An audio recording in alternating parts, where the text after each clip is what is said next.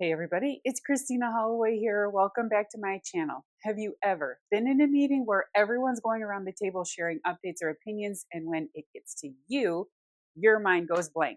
You feel the pressure to say something, but you're just not sure what to add. Today, I'm going to give you a few go-to phrases and smart strategies for what to say in a meeting when you don't have anything new to contribute. If that sounds helpful, stick around. And if you're new here, I post weekly leadership and career advice to help you grow professionally, so be sure to subscribe. All right, so let's jump in. First of all, this is normal. Not every topic will require your input, and not every meeting will be in your lane. But here's why this matters. How you show up in meetings influences how people see your engagement.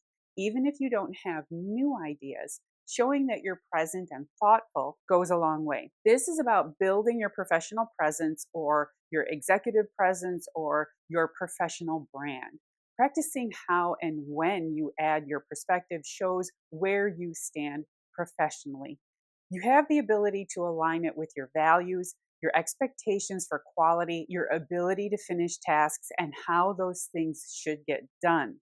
Small statements start creating a perception about you. If you're contributing in a smart, controlled way, controlled for you because you're building here, then others will start to see you the way you want them to see you. I spend a lot of time getting to know my clients through reflection of other people. Statements like, it feels like we always talk across each other, or I feel like I'm constantly misunderstood, or I can't get a word in because others dominate the conversation.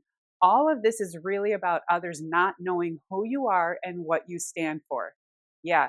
And it sounds strange because I'm sure you feel like you represent yourself really well. But if others are confused by your statements or mow right over you, it's because they keep building you up in their minds by guessing and filling in the blanks. Don't let that happen. You tell people who you are by constantly reinforcing the reason you're there. Let's talk about ways you can be direct, assertive, and decisive by using very specific statements. Option one, echo and reinforce. When someone else says something you agree with, echo and build on it. Start here. Take a deep breath. Lean in and say, I agree. This allows you to contribute in a positive way. It's a great phrase that's short, direct, and it's your opinion. Follow that with statements like, I think Tom made a great point about strategic changes in brand development, for example. I'd just add that it aligns well with what we're seeing on our side. I want to echo what Tom said earlier. I think that direction makes a lot of sense. You're not repeating, you're showing alignment, which is valuable in team settings. It builds consensus, shows what side you're on, and actually allows others to chime in. It's a great technique. Option two, ask a clarifying question. Questions show engagement, even if you're not offering a new idea. Again, the way you ask these questions will be specific. You may be asking someone to reiterate what they just said, especially if they were talking fast, which slows pacing. You may be asking for additional context, which allows others to keep up. You may even be asking for correlation between two related objectives. These are all great ways to ask questions while also elevating your presence in the meeting. Try asking questions like this. I have a quick question about how this might impact specific team or project. Could you repeat the strategy behind this change? I just want to clarify, what would be the next step after this phase? This helps move the conversation forward and positions you as someone who thinks critically. It also creates pauses in the meeting that allow others to follow along.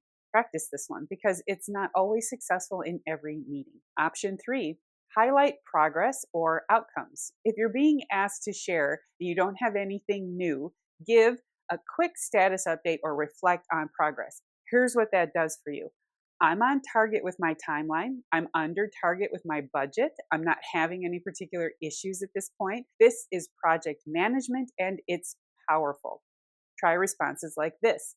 Nothing new on my end this week, but we're staying on track with the project timeline. No major updates, but I'm continuing to monitor this metric or outcome and will raise any concerns as they come up. You're reinforcing that you're engaged and responsible, even without a big update. You still need to be prepared, however, because I have been on meetings and shared status quo updates only to be asked further questions about related progress. Something like, in the last meeting, you asked for an additional resource. How is that working out for you? If it's working well, then this is a good place to let your confidence shine and elaborate on that success. Bonus tip: it's okay to say you have nothing to add. Sometimes the best answer really is nothing to add right now, just listening and absorbing.